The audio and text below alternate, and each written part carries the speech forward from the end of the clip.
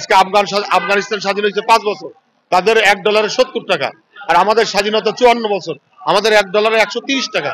আমাদের দেশে Islamic country তাদেরকে মূল্যায়ন করা হয় না।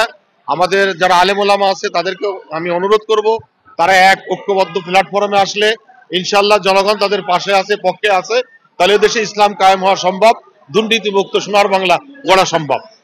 এই জন্য আমি আহ্বান জানাবো সমস্ত আলেমদেরকে, দল মত নির্বিশেষে লোভে না পড়ে তারা একটা প্ল্যাটফর্মে আসুক, যাতে একটা ভোট বাক্সে আসুক, তাহলে ইনশাআল্লাহ এদেশে ইসলাম ক্ষমতায় আসবে।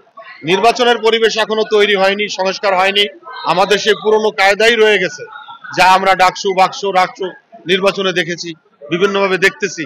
সুতরাং চাই সংস্কার, যোগ্য লোক, সৎ লোক, যাদের মাধ্যমে সংস্কারের মাধ্যমে 54 বছর স্বাধীনতা, আজকে আফগানিস্তান স্বাধীন হয়েছে 5 বছর, তাদের $1 70 টাকা, আর আমাদের স্বাধীনতা 54 বছর, আমাদের $1 130 টাকা।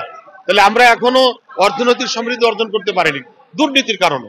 যদি যোগ্য লোক না হয়, যোগ্য নির্বাচন না হয়, তাহলে এদেশে কখনো সুশাসন সম্ভব না। এক দল গেছে আর এক দল আসবে, তাহলে একই পরিস্থিতি তৈরি হলো, তাহলে আমাদের জনগণের কি ফায়দা হলো? জনগণ তো কোনো ফায়দা হবে না। সুতরাং আমি চাই আর একটা জিনিস হলো পিআর পদ্ধতি, সর্বদলীয় অংশগ্রহণের মাধ্যমে সংসদ গঠন, যাতে একক দল ভাবে কেউ দুর্নীতি না করতে পারে, যেটা ইসলামী দলগুলো চাইতেছে। পিআর পদ্ধতিটা হলে আমি মনে করি যে এদেশ থেকে অনেকটা দুর্নীতি মুক্ত হবে এবং জবাবদিহিতে থাকবে, গরিবের কথা, মেহনতি মানুষের কথা সংসদে উঠে আসবে এবং এর মাধ্যমে আমার সোনার বাংলা গড়বে ইনশাআল্লাহ। পিআর যখন হবে, প্রতীক থাকবে না, চাঁদাবাজি থাকবে না, দলীয় ভোট হবে, যার দলে সে ভোট দেবে, তখন তারা বুঝবে যে এখানে তো ভোট কাটাকাটি করে কোনো লাভ নেই।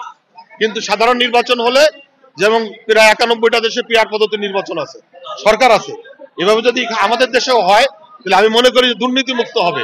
আর সেই প্রহসনের নির্বাচন হবে না, রাতের নির্বাচন হবে না, রাতে ভোট হবে না। সুতরাং পিআর হওয়াটাই সমীচীন, সব দল যাতে ঐক্যবদ্ধ হয়ে পিআর পদ্ধতি নির্বাচন হয়, সেটাই আমি আশা করি।